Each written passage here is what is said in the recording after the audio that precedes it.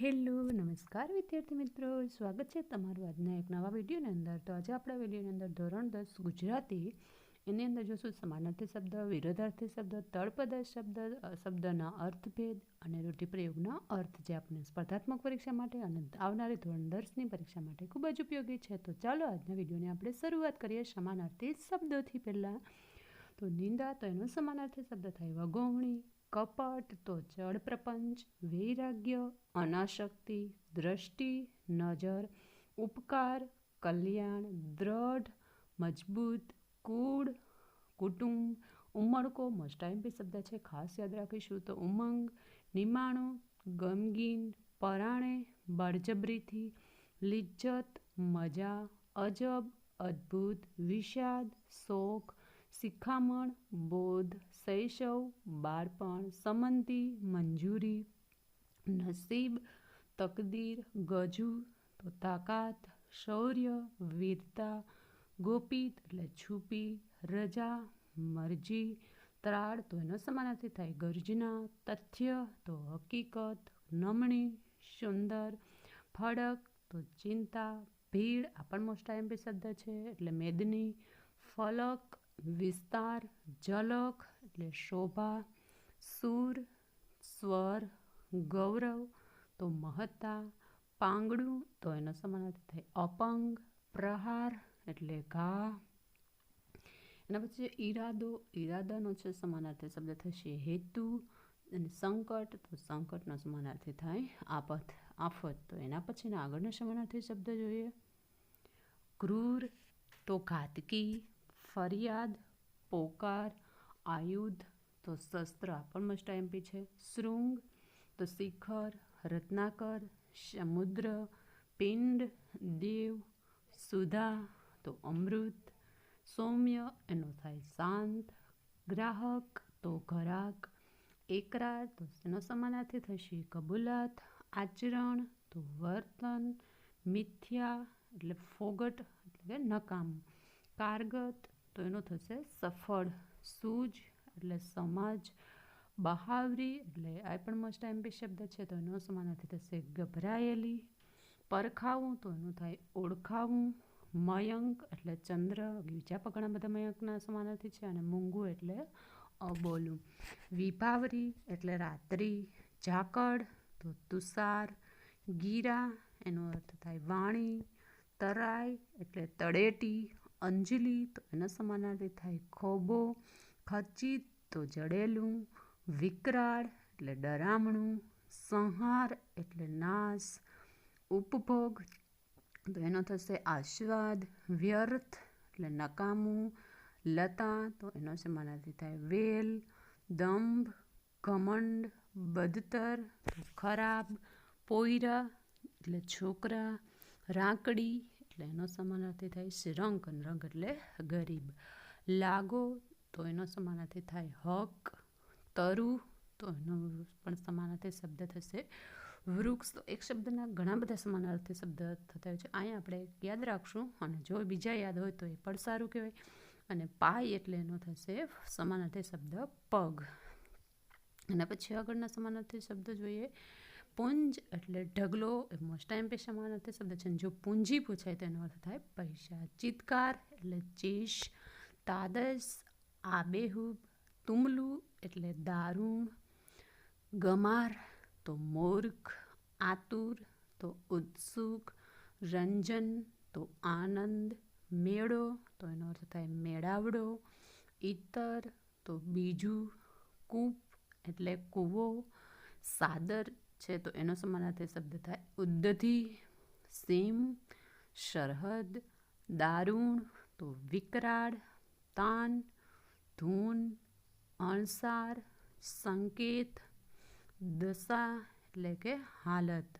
સાવધ, એટલે હોશિયાર. અને મંદ, એટલે ધીમું. વેગ, ગતિ. ઉન્નતિ, તો ચડતી. રંક, ગરીબ. રંગ એટલે ગરીબ. ચીર, તો વસ્ત્ર. રાહત, નિરાંત. બાલિશ, નાદાન. દેદાર, એટલે હાલત. અદેખાય, ઈર્ષા. કતાર, એટલે કે હાર, એટલે કે લાંબી હરોળ હાર.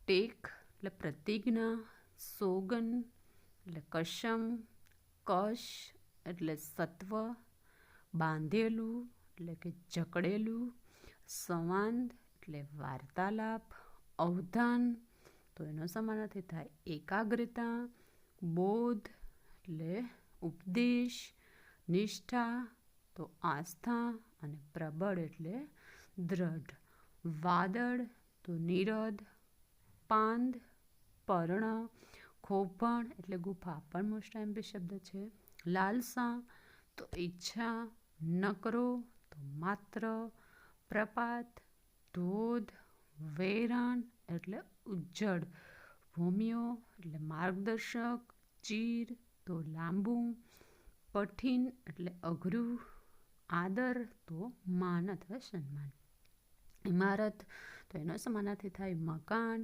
માલજત તો સાર સંભાળ, સંધાય તો એનો સમાનાર્થી થશે બધા, સંદેવો તો સંદેશો, મજરો એટલે ઝાંખો અને ધરાહર તો એનો સમાનાર્થી શબ્દ થશે બિલકુલ.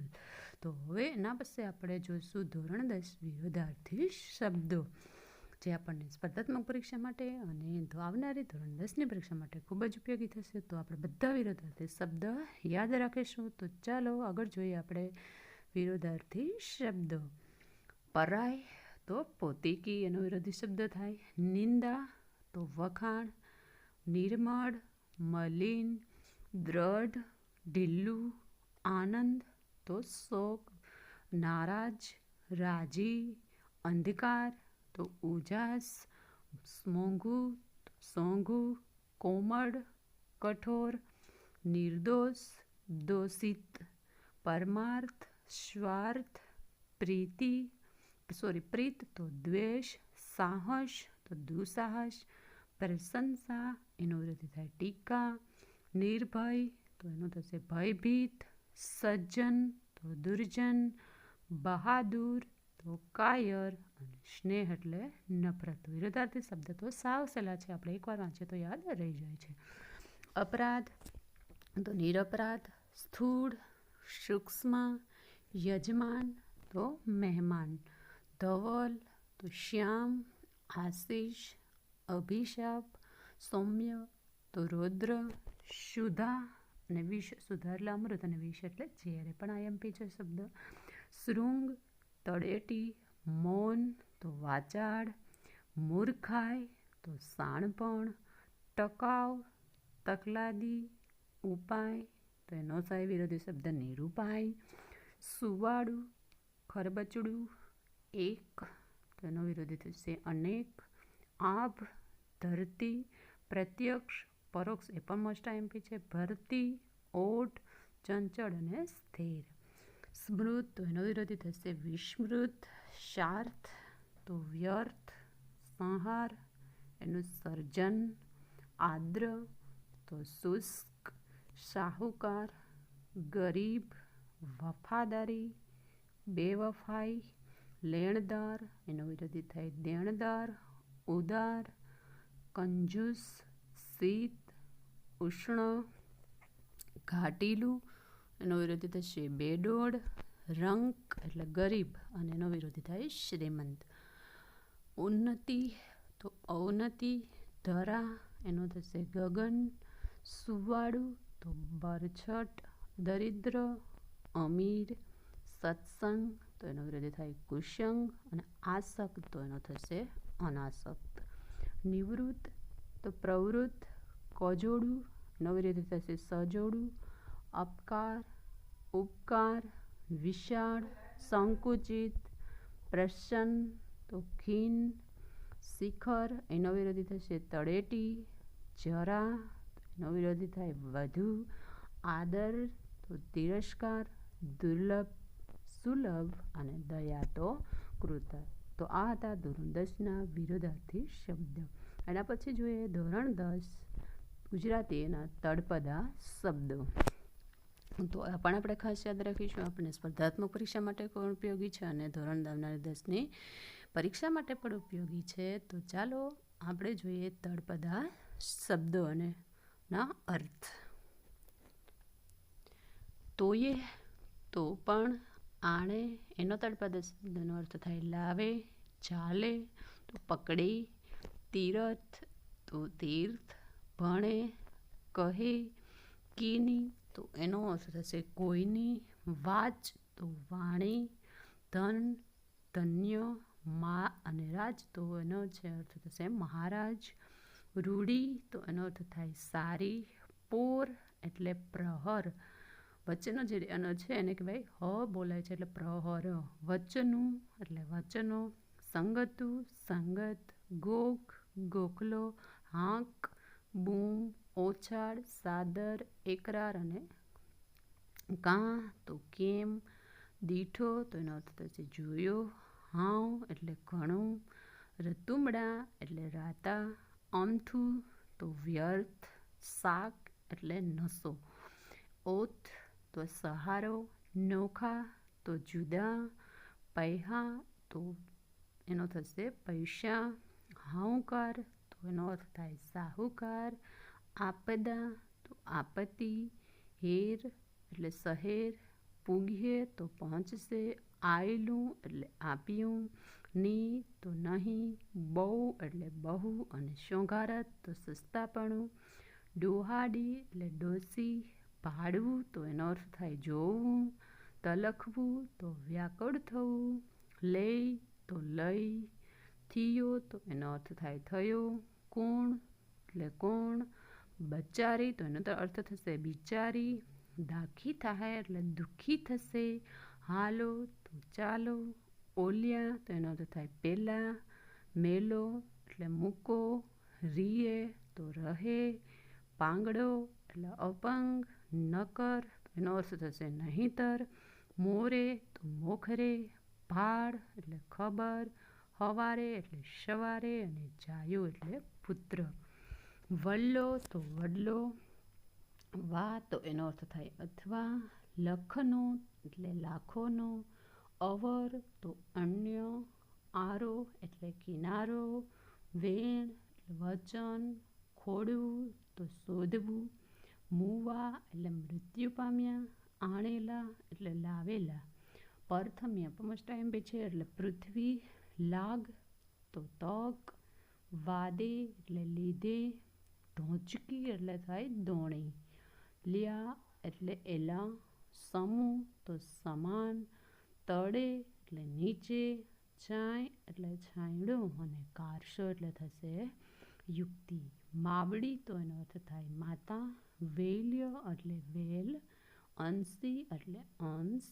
હાર, તો પરાજય, ખોરડું એટલે ઘર, કોઈક, મૌર્ય એટલે પહેલા, મલક એટલે પ્રદેશ, કાલ્ય એટલે કાલ, વાડું એટલે રાતનું ભોજન, અટાણે એટલે અત્યારે, વન્યા, તો વગર, ખડકી એટલે ડેલીનો દરવાજો, ગદરો, તો એનો અર્થ થાય કાદવ, ગણ એટલે આભાર, અહુરવેળા, તો કસમયે, કોર્ય એટલે બાજુ અને ટુકડું એટલે નજીક. તો આ હતા તળપદા શબ્દોના શિષ્ટ રૂપ. હવે એના પછી જોઈએ ધોરણ 10 ગુજરાતીના શબ્દોના અર્થપદ એટલે એક જે શબ્દ છે એનો ઉચ્ચાર સરખો થાય પણ અર્થ જુદા જુદા થાય છે.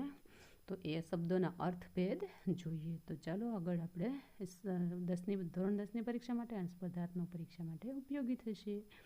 ઉપકાર અને અપકાર બોલાય છે એક સરખા આપણનો અર્થ જુદો થાય છે. તો ઉપકાર એટલે ભલું કરવું તે અને અપકાર એટલે હાનિ નુકસાન.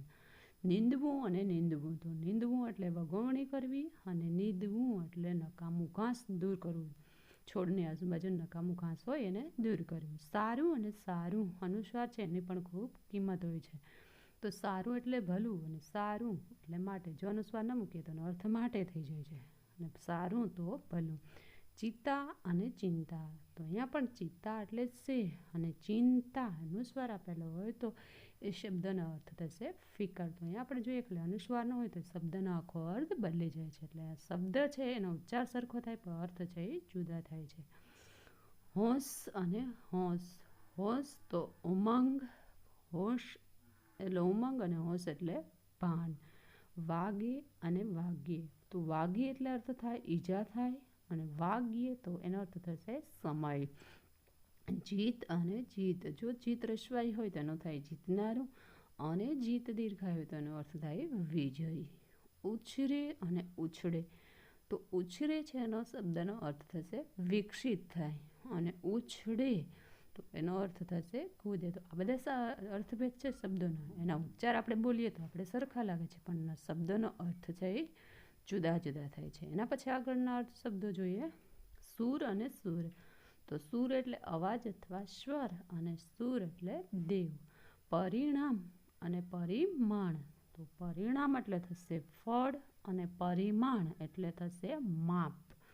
રોજ અને રોજ, તો રોજ એટલે કે હંમેશા દરરોજનું, અને રોઝ તો એનો અર્થ થશે ઘોડાને મળતું એક જંગલી પ્રાણી. નસો અને નસો, તો નસો એટલે અર્થ થશે એનો કેફ, અને નસો તો એનો અર્થ થાય રગ. એના પછી આપણે આગળના સમાન જે અર્થ છે શબ્દોને એ જોઈએ. આ બધા શબ્દોના અર્થ છે આપણે ખાસ યાદ રાખીશું, કેમ કે એક શબ્દ આડાવડો થઈ જાય તેનો અર્થ બદલી જાય છે. ખાંસી અને ખાંસી, તો ખાંસી એટલે કે ઉધરસ, ખાંસી એટલે યોગ્ય. નાસ્તો અને નાસ્તો, તો નાસ્તાનો અર્થ થશે શિરામણ, અડધું સ આવે તો એનો અર્થ થાય શિરામણ, અને આખો આવે તો એને એવી રીતના યાદ રાખીએ તો સહેલાઈ પરથી યાદ રહી જાય છે. એટલે નાસ્તો એટલે કે દોડતો. શરત અને શરત, તો શરત એટલે હોડ અથવા કરાર, અને શરત એટલે એનો અર્થ થશે ધ્યાન અથવા સ્મૃતિ. એના પછી જોઈએ ગજ અને ગંજ, તો ગજ છે એ શબ્દનો અર્થ થાય હાથી, અને ગંજ જો અનુસ્વાર છે તો એનો અર્થ થાય ઢગલો. તો ખાસ યાદ રાખજો વિદ્યાર્થી મિત્રો, ગંજ છે એટલે થશે ઢગલો, અને ખાલી ગજ આપેલું હોય તો એનો અર્થ થશે હાથી. પહેલા અને પહેલા, તો પહેલા એટલે પ્રથમ, અને પહેલા તો એનો અર્થ થાય પૂર્વ. સાલ અને શાલ, તો સાલ એટલે થશે વર્ષ, અને સાલ તો એટલે એનો અર્થ થાય ઓઢવાનું. આખું અને આખું, ખાલી આખું આપેલું હોય તો એનો અર્થ થાય બધું, અને આખું ખૂની ઉપર અનુસ્વાર આપેલો હોય તો એનો અર્થ થાય ઉંદર. આપણે એમ થાય કે આખું ને એનો શબ્દ ઉંદર એનો કંઈ થતો હશે, પણ હા અહીં છે આખું એટલે એનો અર્થ થાય ઉંદર. સાજ અને સાંજ, તો સાજ એટલે શણગાર થાય, અને સાંજ એટલે એનો અર્થ થાય સંધ્યાકાળ. પૂર અને પૂર, પૂર એટલે નગર, અને પૂર એટલે રેલ. સંકિત અને શક્તિ, સંકિત એટલે શંકાશીલ, અને શક્તિ એટલે બળ. વહુ અને વહુ, તો વહુ એટલે એનો અર્થ થશે પત્ની, અને વહુ એટલે એનો અર્થ થાય ઊંચકું. સંચિત અને સચિત, જો વિદ્યાર્થી મિત્રો અહીંયા પણ એમાં જ આપેલો છે સની ઉપર અનુસ્વાર આપેલો છે, અને સની ઉપર આપેલો નથી. તો સંચિત જે અનુસ્વાર આપેલો છે એનો અર્થ થાય સંઘરેલું એટલે કે સંગ્રહ કરેલું, અને સચિત તો એનો અર્થ થશે સાવધાન. ઉપયોગ અને ઉપભોગ, તો ઉપયોગ એટલે થાય જરૂરિયાત, અને ઉપભોગ એટલે થશે ભોગ વટો. તરુ અને તરુ, તો તરુ એટલે ઝાડ, અને તરુ એટલે ડૂબ્યા વિના પાણીમાં ખસતું. કઠોર અને કઠોળ, તો કઠોરનો અર્થ થશે કઠણ, અને કઠોળ તો એનો અર્થ થાય દ્વિદળ અનાજ. સોંપવું અને ચાંપડવું, તો સોંપવું એટલે કોઈ વસ્તુ છે આપણે બીજા વ્યક્તિઓને સાચવવા માટે આપવું અને સોંપવું, અને સાંપડવું એટલે કે પ્રાપ્ત થવું, તો એનો અર્થ થશે પ્રાપ્ત થવું.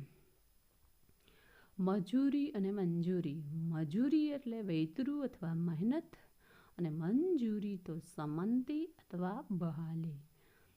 પાણી અને પાણી, જો દીર્ઘાય હોય પાણી તો પીવાનું કુદરતી પ્રવાહી કહેવાય એને, અને પાણી રસવાઈ હોય તો પાણી એટલે હાથ થાય. જો રસવાઈ અને દીર્ઘાય જો એમાં ફેરફાર થાય તો આખા શબ્દનો અર્થ બદલી જાય છે. ગુણ અને ગણ, ગુણ એટલે થેલો અથવા કોથળો થાય, અને ગુણ એટલે સદગુણ.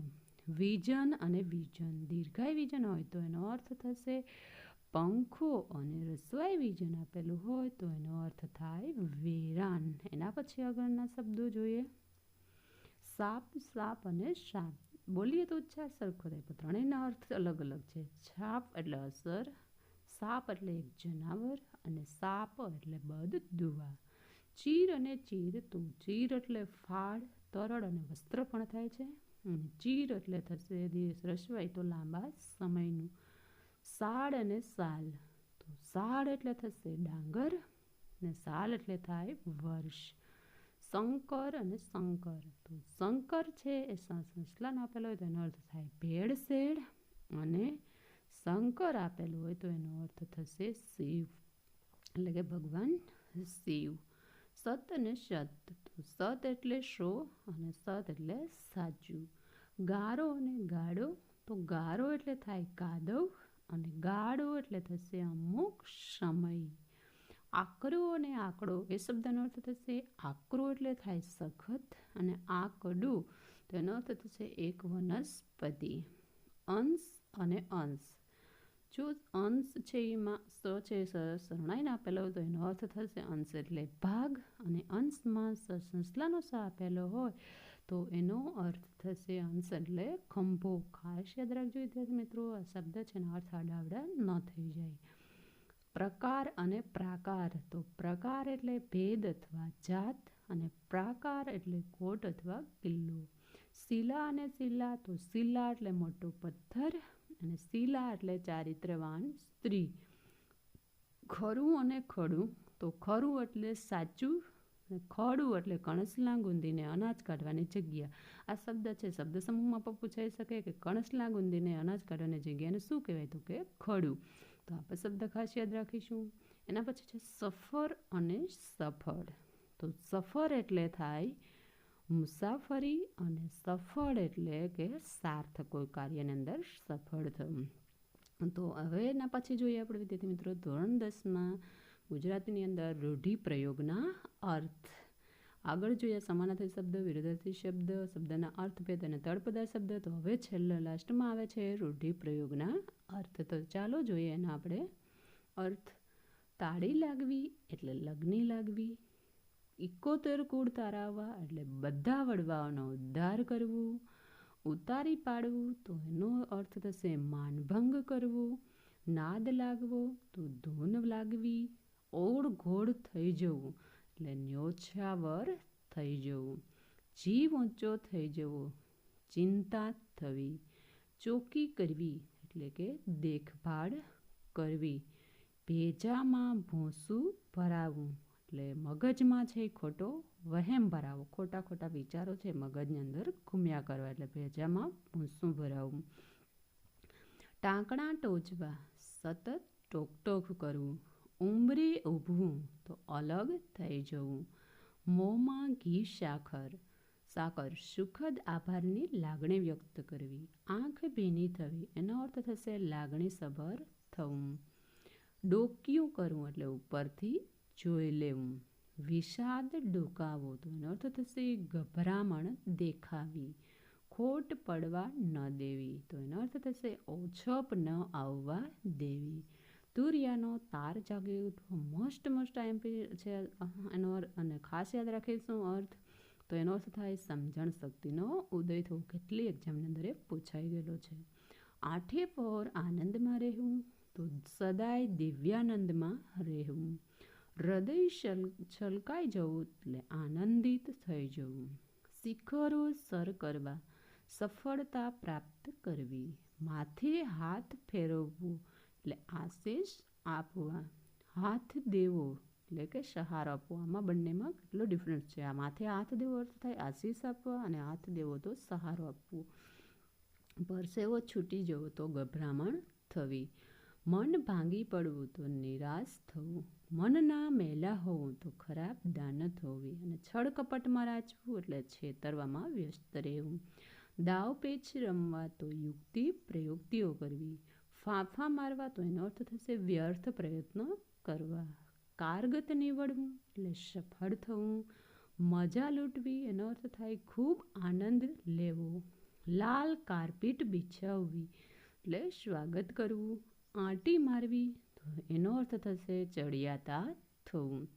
ઠરીઠામ થઈ જવું, તો એ રૂઢિપ્રયોગનો અર્થ થાય કે સ્થિર થઈને બેસવું. જાદુઈ લાકડી ફેરવવી એટલે ચમત્કાર કરવો. ઓથ લેવી તો એનો અર્થ થશે સહારો લેવો. ઘી કેળા હોવા પણ મોસ્ટ એમપી છે, એટલે એનો અર્થ થશે પૈસાદાર હોમ. 9 નેજા પડવા, ખાસ યાદ રાખજો છે રૂઢિપ્રયોગનો અર્થ. એનો અર્થ થશે ખૂબ તકલીફ પડવી. હૃદય દ્રવી ઉઠવું, તો ખૂબ જ દુઃખી થવું. વૈતરું કરવું, તો થાકી જવાય એવી મજૂરી કરવી. ભાંગી જવું, તો અર્થ થાય હતાશ થવું. દૂધે ધોઈને આપવું, એટલે પ્રમાણિકપણે આદરપૂર્વક આપવું. લોહી ચૂસવું, આર્થિક શોષણ કરવું. હૈયું ઉજરડાવું, એટલે મનમાં પ્રબળ વેદના થવી. ટાંટિયા વાળી લેવા, તો એ રૂઢિપ્રયોગનો અર્થ થશે ટાંટિયા વાળી લેવા એટલે કે અપંગ બનાવવું.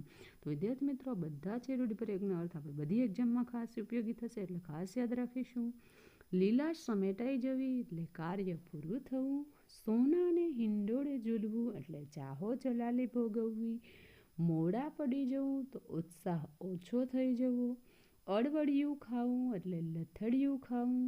ડોકું હલાવવું, એટલે આનો અર્થ થાય સંમતિ આપવી. હાથ ન ધરવો, તો માગવો નહીં. પગ જડાઈ જવા, એટલે પગ સ્થિર થઈ જવા.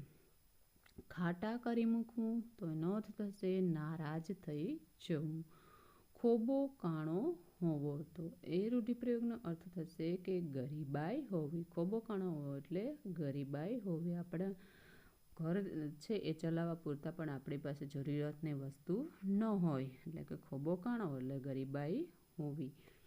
તો ખૂબ મહેનત કરીને ગરીબાઈને દૂર કરવી જોઈએ. તો એના પછી જોઈએ આગળના અર્થ. પાણી કરી દેવું, તો બરબાદ કરી દેવું જોઈએ. અસહ્ય થઈ પડવું, તો સહન ન થવું. દમ નીકળી જવો, તો થાકી જવું. કાંઈ ન વળવું, એટલે કે કાંઈ ફાયદો ન થવો. પેટીયું ન લેવું, એટલે ધર્માદામાં અપાતું અનાજ છે એ ન લેવું. જીવ ખાવો, તો જીદ કરવી. ગળે ઉતરવું, એનો અર્થ થશે સરળતાથી સમજાઈ જવું. પીછો ન છોડવો, એટલે કે સતત આગ્રહ કરવો. કારસો ઘડવો, તો એનો અર્થ થશે યુક્તિ કરવી. કારસો ઘડવો, તો એનો અર્થ થાય યુક્તિ ઘડવી. તો વિદ્યાર્થી મિત્રો, આ 1-2 વખત આ વિડીયો છે રિપીટ કરી લેજો, એટલે આપણે બધા શબ્દ છે એ સહેલાઈથી યાદ રહી જાય. ગંધ આવવી, તો એનો અર્થ થશે ખબર પડી જવી. ચેતવી દેવું, તો એનો અર્થ થાય સાવચેત કરી દેવું. મુગ્ધ કરી દેવું, તો એ રૂઢિપ્રયોગનો અર્થ થશે ચકિત કરી દેવું. ઘોડા ઘડિયા જ કરવા, એનો અર્થ થાય આયોજનો કર્યા જ કરવા. કૂચ કરવી, એટલે આગળ વધવું. ગુચાતા જવું, એટલે કે વ્યસ્ત રહેવું, કોઈ કાર્યની અંદર આપણે વ્યસ્ત રહીએ. કંઠે પ્રાણ આવવું, તો મરવા જેવું થવું.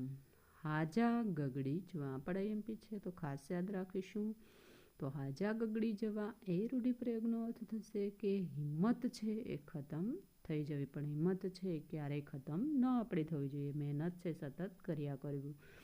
એળે ન જવું, તો એનો અર્થ થાય વ્યર્થ ન જવું. તલસી રહેવું, એટલે આતુર થઈ જવું. રમણે ચડવું, તો જોશમાં આવવું. ખોટું મોડું થઈ જવું, એટલે કે બગડી જવું. મોડું ઉહાણ આલવું, કમજોર કરવો. ગજર ભાંગવો, તો એનો અર્થ થશે સમય પૂરો થવો. ઘોડીની રમત કરવી, એટલે ઘોડીને દોડતી કરવી. કાહરી ન ફાવવી, તો એનો અર્થ રૂઢિપ્રયોગનો થશે કરામત વ્યર્થ જવી. કડી જવું, તો એનો અર્થ થશે સમજાઈ જવું. એના પછીનું છે કે પેટ દેવું. પેટ દેવું એટલે એનો અર્થ થાય મનની વાત છે એ કોઈને કહી દેવી. આપણે મનની અંદર છે ક્યારેય વાત કોઈ છુપેલી રહેતી નથી, એટલે પેટ દેવું એટલે એ રૂઢિપ્રયોગનો અર્થ થાય કે મનની વાત છે એ બીજાને કહી દેવી. એના પછીના આગળના રૂઢિપ્રયોગના અર્થ જોઈએ. લીલા લહેર કરવી, એટલે મોજ મજા કરવી. એકના બે ન થવું, તો વાત પર મક્કમ રહેવું. જીવતરના દાન દેવા, તો એનો અર્થ થાય કુરબાન થઈ જવું.